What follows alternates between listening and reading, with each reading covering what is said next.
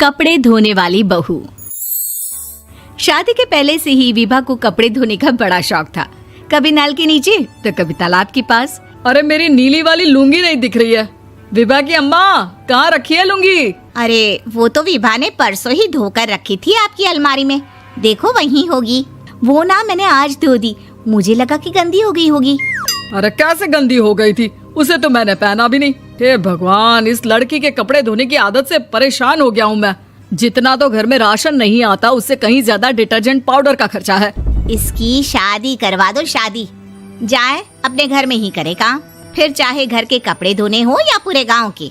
हाँ ठीक बोल रही हूँ, देखता हूँ मैं कोई लड़का। वो दिन भी आ जाता है जब विभा को देखने लड़के वाले आ जाते हैं। लड़की मुझे अच्छी लगी। होने वाली सास कहती है, बेटी अगर कुछ पूछना है तो पूछ लो। वैसे तो हमारी लड़की बहुत ही शर्मीली है, जो बोल दो वो मान लेती है, इसे क्या पूछना होगा। अरे कैसी बात कर रही हो माँ, मुझे इन लोगों के घर रहना है, सवाल तो कई है। हाँ हाँ बेटा, पूछ लो ना, क्या पूछना है। आप लोगों के घर कपड़े कौन धोता है? सास का मुंह बन जाता है। देखो, अगर तुम ये कहना चाहती हो कि तुम्हें कपड़े धोने नहीं आते तो सुन लो, कपड़े मैं ही धोती हूँ, लेकिन तुम्हारे आ जाने के बाद मैं रुमाल तक नहीं धोऊंगी। अरे चुप रहना भाग्यवान, बहू बेचारी घर आई नहीं, उसे डराना शुरू कर दिया। वो क्या है ना बिटिया, अभी तक तो ये कल्लू की माँ ही धोती थी, लेकिन अब तुम्हारे पापा तो दहेज में वॉशिंग मशीन देंगे ही। तभी विभा की माँ बोल पड़ती है, सवाल भी पूछा तो क्या। वैसे भाई साहब, मशीन की तो फिर भी कपड़े धोने की कैपेसिटी होती है। मतलब जो बिटिया दे रहे हैं ना विभा, इसे कपड़े धोने का बहुत शौक है। ये आप लोगों के क्या, आस पड़ोस गांव मोहल्ले सबके कपड़े धो दे और उफ तक ना करे। बाहर देखा नहीं आपने कितने कपड़े सूख रहे हैं, सब हमारी बिटिया ने ही तो धोए हैं। बस भी करो ना माँ, शर्म आ रही इतनी तारीफ सुनकर। और तो और एक दाग निकाल कर दिखाओ तो मान जाऊँ। हाँ अच्छा, माफ करना बेटा, मैंने गलत समझा।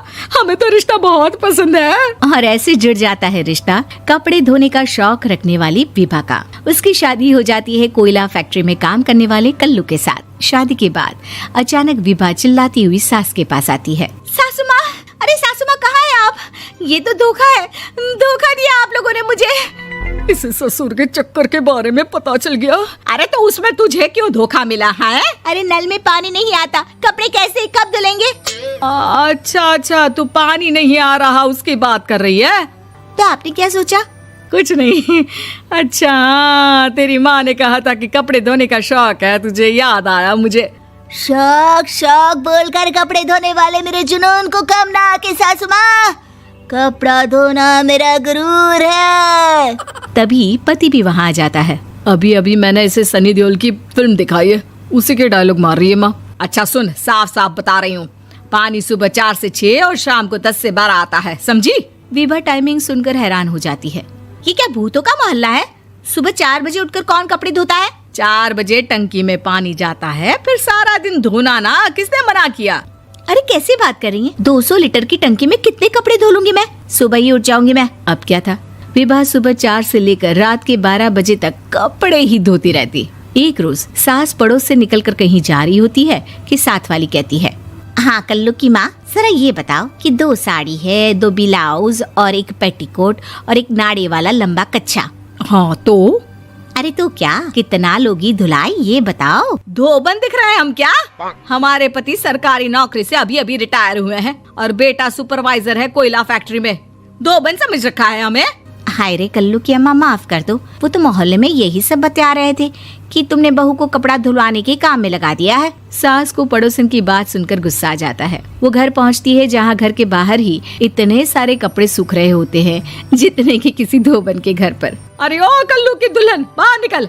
माँ जी यहीं आ जाओ, बाथरूम में चादर धो रहे हैं हम। अरे अभी हम धोते हैं, तुमको बाहर निकलो। ये आस पड़ोस वाले बोल रहे हैं कि हम बहू से कपड़े धुलवा कर उसे कपड़ा धोने वाली बना दिए हैं। अरे छोड़ो ना माँ जी, किन लोगों की बातों में आती हो? आस पास के लोगों का तो काम ही होता है कि वो किसी तरह सास बहू को लड़ा दे। बहू सारे घर के कपड़े धोती है, ये क्या कम है? बोलिए। सास को भी लग जाता है कि वो बहू का ये सनकीपन नहीं छुड़वा सकती, इससे अच्छा है कि खुद ही चुप हो जाए। एक रोज सास और बहू मंदिर जाते हैं, जहाँ सास की साड़ी वहाँ खड़ी भीख मांगने वाली से मिलती है। माँ जी क्या बात है, आपकी साड़ी उस भिखारन से कितनी मिल रही है ना? हाँ हाँ देखो तो, दोनों की साड़ी मिल रही है। क्या बात है कल्लू की अम्मा, तुम खुद को तो अफसर की बीवी बताती हो और ऐसी सिंपल सी प्लेन साड़ी पहनकर घूमती हो। सिंपल और प्लेन नहीं है ये साड़ी। तो क्या सोने के धागे से फूल बने हैं? कुछ भी सासू माँ, कुछ भी। हाँ बने थे इस साड़ी में सोने के धागे से फूल। मेरे पति लेकर आए थे मद्रास से स्पेशली मेरे लिए 10,000 की। ताहे भाई साहब इस भिखारन के लिए भी सेम टू सेम साड़ी लेकर आए होंगे 10,000 की। सास उस वक्त तो कुछ नहीं कहती, लेकिन बहू के साथ घर आती है और अलमारी से एल्बम निकाल कर लाती है। ये साड़ी देख रही है, ये वही साड़ी है जिसे मैंने अभी पहना था। इस साड़ी में ये जो चमकदार फूल दिख रहे हैं ना, ये सोने के धागों से काटे गए हैं। लेकिन तू लोकल वॉशिंग मशीन ब्रश से घिस घिस कर सारे फूलों को निकाल कर साड़ी प्लेन कर दी। मुझे माफ कर दीजिए सासू माँ। और तो और, जब मैंने तुझे तेरी गलती के लिए कुछ नहीं कहा, लेकिन तूने तो सबके सामने मेरा मजाक ही बना दिया। क्यों? बहू को समझ में आ जाता है कि अब से उसका कपड़े धोना बंद।